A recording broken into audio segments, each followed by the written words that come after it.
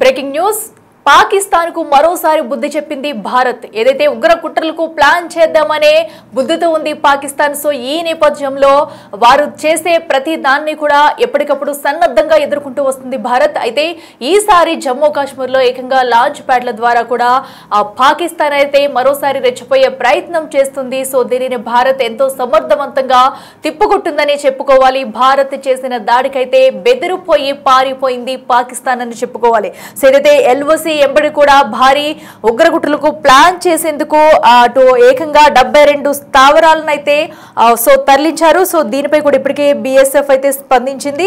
Launch pods తరలింపునైతే BSF అయితే ధృవీకరించిందనే చెప్పాలి. ఏదైతే లాంచ్ ప్యాడ్ ద్వారా కూడా లోపలికి పాక్ అయితే వచ్చే ప్రయత్నం చేసింది, లోపలికి వాటిని తరలించే ప్రయత్నం చేసింది. సో దీనిని ఎంతో సమర్థవంతంగా ఎదుర్కొంటూ వాటిని తిప్పుకొట్టింది భారత్. దీంతో భారత్ దెబ్బకైతే పాకిస్తాన్ బెదిరిపోయి పారిపోయిందని చెప్పాలి. మనం చూడొచ్చు పాకిస్తాన్ కి ఎన్నిసార్లు చెప్పినా కూడా తన వక్రబుద్ధి మార్చుకోకుండా భారత్ పై ఏదో ఒక రకంగా కూడా దాడి చేయాలనే కుట్ర పన్నుతూనే ఉంటుంది. సో ఎప్పటికప్పుడు బట్ దీన్నైతే ఎప్పటికప్పుడు సమర్థవంతంగా ఎదుర్కొంటూ వస్తుంది భారత్ అనే చెప్పుకోవాలి. ఇక బిఎస్ఎఫ్ అయితే సో ఎప్పటికప్పుడు ఎంతో చాకచక్యంగా వాటన్నిటిని ఎదుర్కొంటూ వస్తున్నారు. అయితే ఇప్పటికే లాంచ్ ప్యాడ్స్ తరలింపునైతే బిఎస్ఎఫ్ అయితే ధృవీకరించింది. ఇక ఆపరేషన్ సింధూర్ తర్వాత సియాల్కోట్ జఫర్వాల్ సమీపంలో 12 లాంచ్ ప్యాడ్లు అలాగే ఎల్ఓసి వెంబడి మరో 60 లాంచ్ ప్యాడ్లు ఏర్పాటు చేసినట్లయితే గుర్తించారు. సో దీంతో అటు ఏదైతే ఏకంగా ఎల్ఓసి వెంబడి 60 లాంచ్ ప్యాడ్లు అయితే ఏర్పాటు చేసినట్టు తెలుస్తుంది. అయితే ప్రభుత్వం ఆపరేషన్ సింధూర్ ను మరోసారి ప్రారంభిస్తే లాంచ్ ప్యాడ్లపై దాడికి బిఎస్ఎఫ్ సన్నద్ధంగా ఉన్నట్టు కూడా తెలుస్తుంది. సో దీంతోనే అటు పాకిస్తాన్ అయితే బెదిరిపోయిందని చెప్పుకోవాలి. సో ఏదైతే ఇటు భారత్ పై పగ తీర్చుకునేందుకు కానివ్వండి, లేదంటే ఏదో ఒక రకంగా కుట్ర పన్నుతూ ఉగ్ర కుట్ర పన్నడానికైతే పాకిస్తాన్ రెడీగా ఉంటుందని చెప్పుకోవాలి. ఇటు ఎల్ఓసి వెంబడి ఎప్పుడు చూసినా కూడా ఏదో ఒక గందరగోళం సృష్టిస్తూ వస్తుంది. సో ఆపరేషన్ సింధూర్ తర్వాత కూడా పాక్ వక్రబుద్ధి మారలేదని చెప్పుకోవచ్చు. సో దీంతో మనం చూడొచ్చు. సో ఇప్పటికే ఎన్నోసార్లు మాటలు తూటాలు పేల్చుతూ ఉంటుంది పాకిస్తాన్. అయితే తమ వక్రబుద్ధిని ఎప్పటికప్పుడు చూపించుకుంటూనే ఉంటుంది. సో ఈ నేపథ్యంలో ఇప్పుడు ఏదైతే లాంచ్ ప్యాడ్లను అడ్డం పెట్టుకుని కూడా సో ఇలాంటి దాడులకు పాల్పడుతుందని చెప్పుకోవాలి. ఇక జమ్మూ లోయ నుంచి ఉగ్ర క్యాంపులను అయితే తరలించారని చెప్పాలి. సో ఇక అప్పుడు ప్రస్తుతం అయితే భారత్ దెబ్బకు పాకిస్తాన్ బెదిరిపోయిందని చెప్పుకోవచ్చు.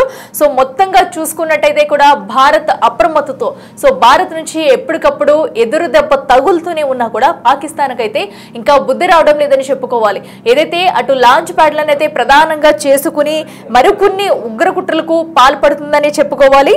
ఇక లాంచ్ ప్యాడ్ల ద్వారా భారత్ లోకి చొరబాటు చేసేందుకైతే ప్రయత్నించి చొరబాటు చేశారు.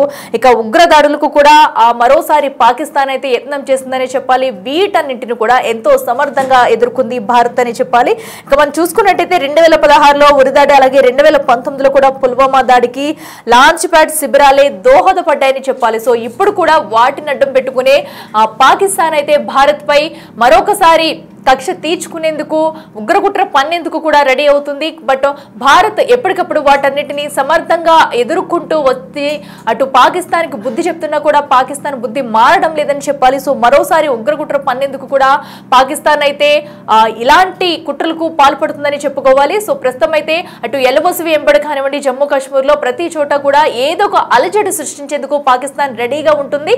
సో దీన్నైతే ఎప్పటికప్పుడు ఖండించేందుకు అటు బిఎస్ఎఫ్ కూడా సన్నద్ధంగా ఉన్నట్టు కూడా తెలియజేస్తున్నారు. ఇక మరింత సమాచారం మా ప్రతినిధి శివ అందిస్తారు. శివ, చెప్పండి. మనం చూస్తున్నాము పాక్ వక్రబుద్ధి అయితే ఎప్పటికప్పుడు మరొకసారి బయట పెట్టుకుంటూనే వస్తుంది. సో ఈ నేపథ్యంలో ప్రస్తుతం ఏదైతే లాంచ్ ప్యాడ్ల ద్వారా కూడా ఉగ్రకుట్రకైతే ప్లాన్ చేస్తుంది, ఇప్పుడు అక్కడ తాజా పరిణామాలు ఏంటి, అసలు ఎల్ఓసి వెంబడి సిచ్యువేషన్స్ ఎలా ఉన్నాయి?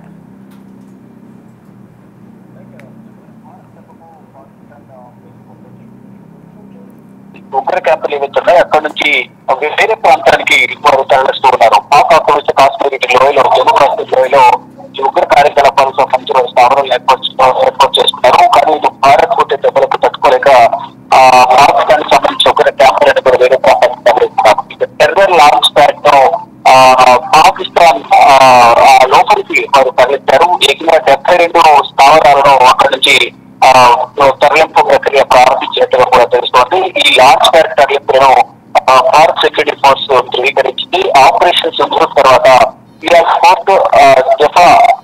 జఫర్వాల్ ప్రాంతాల్లో సమీపంలో 12 లాంచ్ ప్యాడ్లను బిఎస్ఎఫ్ గుర్తించింది. ఎల్ఓసి వెంబడి మరో 60 లాంచ్ ప్యాడ్లను కూడా వారు ఏర్పాటు చేసుకున్నారు పాకిస్తాన్ వాళ్ళు. ఇక ప్రభుత్వం ఆపరేషన్ సింధూర్ మరోసారి ప్రారంభిస్తే లాంచ్ ప్యాడ్లపై దాడికి సందర్భం అవుతున్నట్టు కూడా బిఎస్ఎఫ్ సిద్ధమైంది. దీనికి సంబంధించి అధికారులు ప్రకటించారు. దీంతో పాకిస్తాన్ ఎప్పుడు ఎటు నుంచి భారత్ దాడి చేస్తుందో, బోర్డర్ సెక్యూరిటీ ఫోర్స్ ఎక్కడి నుంచి దాడి చేస్తారో సైట్లోనే అక్కడి నుంచి లాంచ్ ప్యాడ్లని కూడా వేరే ప్రాంతాలకు చేశారు. లాంచ్ ప్యాడ్ల ద్వారా భారత్ లోకి చొరబడేందుకు ఉగ్రవాదులకు పాకిస్తాన్ ప్రయత్నం చేస్తుంది. దీన్ని బతికెత్తిన భారత భద్రతా బలగాలు వారి ప్లాన్ లో తిక్కువచ్చే ప్రయత్నాల్లో భాగంగానే వారు కొన్ని ప్రణాళికలు సిద్ధం చేశారు. దానిలో భాగంగా ఒకవేళ ఆపరేషన్ సింధూర్ మళ్ళా ప్రారంభిస్తుందంటే ఈ లాంచ్ ప్యాడ్లను కూడా మొత్తం 72 లాంచ్ ప్యాడ్లు ఏవైతున్నాయో అవన్నీ కూడా నష్టపోయే అవకాశం ఉంటుంది. కాబట్టి వేరే ప్రాంతానికి వారు కూడా తెలుసుకోవాలి. 2016లో ఉరి సెక్టర్ లో దాడి జరిగింది. తర్వాత 2019లో రోడ్ల పైన పుల్వామాలో దాడి జరిగింది. గస్తీ కార్యాలయానికి వెళ్తున్న భారత ఆర్మీకి సంబంధించిన వాహనాలు వెళ్తున్న గస్తీ వాహనాలపై ఆత్మహత్య దాడికి పాల్పడ్డ 2019లో రోడ్డుపైనే వారు వాహనాన్ని క్లియర్ చేశారు. ఇక ఇప్పుడు ఆపరేషన్ సింధూర్ సంబంధించి కూడా భారత ప్రభుత్వం తీవ్రంగా ఆగ్రహం వ్యక్తం చేస్తుంది. ఏదైతే బహిరంగ ర్యాలీలో ఏప్రిల్ 22వ తేదీన 26 మంది భారతీయులను ఉగ్రవాదులు కాల్ చేస్తారు. అప్పటి నుంచి కూడా భారత పాకిస్తాన్ ఎంతో నడిస్తుంది. మరలా కనుక ఇటువంటి దాడులు పునరావృతమైతే మాత్రం దీన్ని అపకరిత యుద్ధంగా భావించి ఈ మమ్మల్ని కోలుకోలేని దెబ్బ కొడతామని కూడా భారత ప్రభుత్వం హెచ్చరికలు జారీ చేసిన నేపథ్యంలో కొంతమేర వెలికి తగ్గినప్పటికీ ఎక్కడో చోట మరలా భారత్ పై దాడి చేసేందుకు ఉగ్రపుత్రులకు ప్లాన్ చేస్తున్నారు. ఎక్కడో చోట బాంబు చేసేందుకు ప్రయత్నిస్తున్నారు. దానిలో భాగంగా భారత్ కూడా అప్రమత్తింది. ఎవరి కొంతమంది ఎక్కడికక్కడ దేశవ్యాప్తంగా సోదాలు నిర్వహిస్తున్నారు. మరోవైపుగా ఈ పాకిస్తాన్ బోర్డర్ లో నుంచి భారత్లోకి ప్రవేశించకుండా ఉండేందుకు కూడా పటిష్టమైన చర్యలు చేపడుతున్నారు. ఈ నేపథ్యంలోనే వారి లాంచ్ ప్యాడ్లు ఏవైతున్నారు ఏకంగా 72 స్థావరాలు ఏవైతున్నాయో వెంటనే వేరే ప్రాంతానికి తరలిస్తూ ఉన్నారు. ఒకవేళ మళ్ళా భారత్ ఆపరేషన్ సింధూర్ స్టార్ట్ చేస్తే ఆ లాంచ్ ప్యాడ్ కూడా ధ్వంసమయ్యే అవకాశం ఉంది. దాని ద్వారా పాకిస్తాన్ కు మరింత నష్టం వాటిల్లే అవకాశం ఉంది. కాబట్టి ఆ నష్టాన్ని జరగకుండా ముందస్తు జాగ్రత్తలు తీసుకుంటున్నారు. గతంలో 2016-2019లో జరిగిన దాడులు ఏతున్నాయో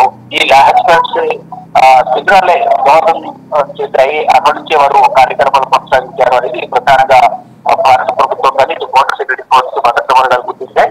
ఇక వాటి టార్గెట్గా దాడులు చేసేందుకు భారత సిద్ధమైన నేపథ్యంలోనే ముందస్తు జాగ్రత్త చర్యల భాగంగా ఆ స్థావరాలను కూడా ఖాళీ చేసి వేరే ప్రాంతానికి పాకిస్తాన్ తరలి వెళ్లిపోయింది. శివ, అయితే మనం చూడొచ్చు ఎప్పటికప్పుడు ఇటు భారత్ నుంచి గట్టి దెబ్బ తగులుతున్నా కూడా పాక్ బుద్ధి ఎందుకు మార్చుకోవడం లేదు?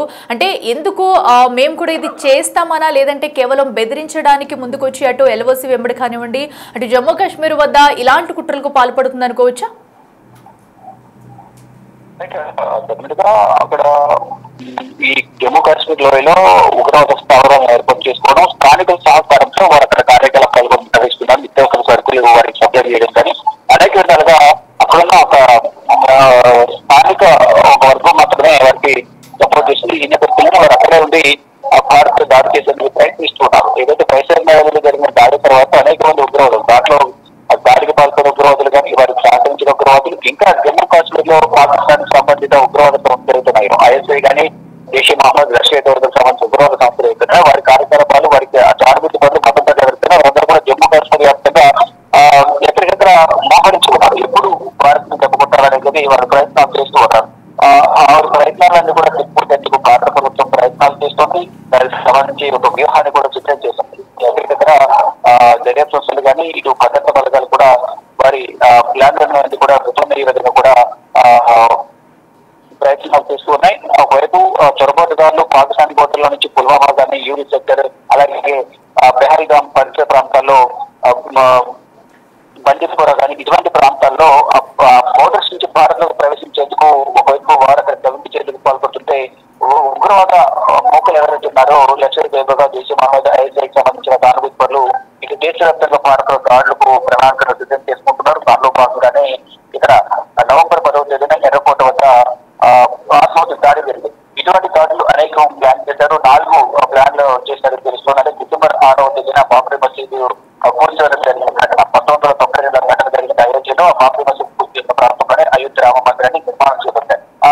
దానికి చిహ్నంగా దాడులు చేయాలి అనేది కూడా ప్రధానంగా పాకిస్తాన్ కి సంబంధించిన జైషే మహమ్మద్ కానీ ఇంకా ఏదైనా ఉగ్రవాద సంస్థలు ప్రయత్నిస్తున్నాయి. దానిలో భాగంగా డిసెంబర్ 6 కూడా భారీగా పేలుడుకు ప్లాన్ చేసినట్టు తెలుస్తుంది. ఆ పేలుడు అన్ని కూడా జరగకుండా ఉండే విధంగా కూడా ఇప్పటికే ఈ ఢిల్లీ పేలుడుకు సంబంధించిన సూత్రులు ఎవరున్నారో వారు సహకరించిన వారు అందరూ కూడా అదుపులో తీసుకోవడం, ప్రజెంట్ వారందరినీ కూడా విచారిస్తున్న పరిస్థితి కనిపిస్తుంది. ఆత్మవిచారికి పాల్పడిన ఉమరు నబీ సంబంధించిన కుటుంబ సభ్యులు కూడా అదుపులో తీసుకున్నారు. వారి కాంటాక్ట్ చేసి వారితో సంబంధాలు ఉన్న వారందరూ కూడా విచారిస్తున్నారు. ఈ నేపథ్యంలో ఎక్కడ కూడా ఏ ఒక్క చిన్న అవకాశం ఏ ఒక్క ఆధారం దొరికినా వినియోగించుకుంటూ ఎక్కడ వదలకుండా ఈ ఉగ్రదాడి జరగకుండా అడ్డుకునే ప్రయత్నం అయితే భారత ప్రభుత్వం చేస్తుంది. దాంతో పాటుగా ఎక్కడికక్కడ పటిష్టమైన భద్రతను ఏర్పాటు చేస్తుంది. మరి ముఖ్యంగా ఈ పాకిస్తాన్ బోర్డర్ జమ్మూ కాశ్మీర్ లోయల్లో ఈ ఉగ్ర కార్యకలాపాలు అటవీ ప్రాంతాలు ఎక్కువగా జరుగుతున్నాయి కాబట్టి అక్కడ ఒకవైపు అక్కడ ఉగ్రవాదం అక్కడ అడ్డుకోవడం, మరోవైపు ఇక్కడ రద్దీ ఉన్న ప్రాంతాల్లో ఇప్పటికే జనావాసాల్లో జనాభా సాధారణ జనాల ఉగ్రవాదులు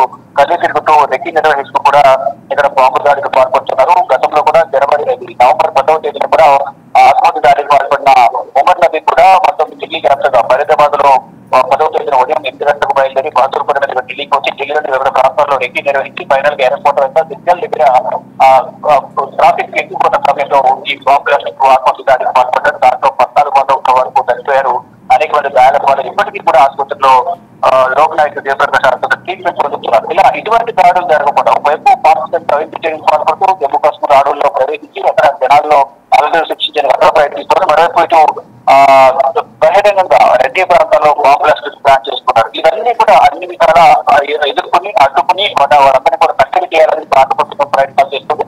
దానిలో భాగంగానే ఒకవేళ మళ్ళా పాకిస్తాన్ ఉగ్ర చర్యలకు పాల్పడితే ఫర్దర్ గా ఆపరేషన్ సింధూర్ ఇమీడియట్ గా స్టార్ట్ చేసే అవకాశం ఉంటుంది. కాబట్టి భారత్ ఈ నేపథ్యంలోనే ముందు జాగ్రత్త చర్యల భాగంగా జమ్మూ కాశ్మీర్ లోయల్లో ఉన్న 72 స్థావరాలు వెళ్తున్నాయో ఆ వదిలించి కూడా వేరే ప్రాంతానికి తరలించేందుకు ప్రయత్నాలు చేస్తున్నారు. దాదాపు అన్ని కూడా తరలించేసినట్లుగా కూడా భారత సంబంధించిన భద్రత బలగాలు బోర్డర్ సెక్యూరిటీ కోర్టు కూడా ధృవీకరించింది. అదే okay, right Shiva, thank you. So చూస్తున్నాం కదా ప్రస్తుతం అయితే అటు ఎల్ఓసి వెంబడి కూడా పాక్ మరొకసారి ఉగ్రదాడులకు ప్రయత్నిస్తుందని చెప్పుకోవాలి. ఏదైతే లాంచ్ ప్యాడ్స్ ద్వారా కూడా అడ్డు పెట్టుకుని సో దాడులకు కుట్ర పన్నేందుకు కూడా ప్రయత్నిస్తున్న పాక్ అయితే భారత్ మరోసారి బుద్ధి చెప్పిందని చెప్పుకోవాలి. సో ఈ నేపథ్యంలో ఇప్పటికే భారత్ ఎప్పటికప్పుడు సన్నద్ధంతో కూడా ముందుకెళ్తూ వాటిని తిప్పు కొడుతూ కూడా వస్తుంది. అయినా సరే పాక్ వక్రబుద్ధి మారడం లేదని చెప్పుకోవాలి.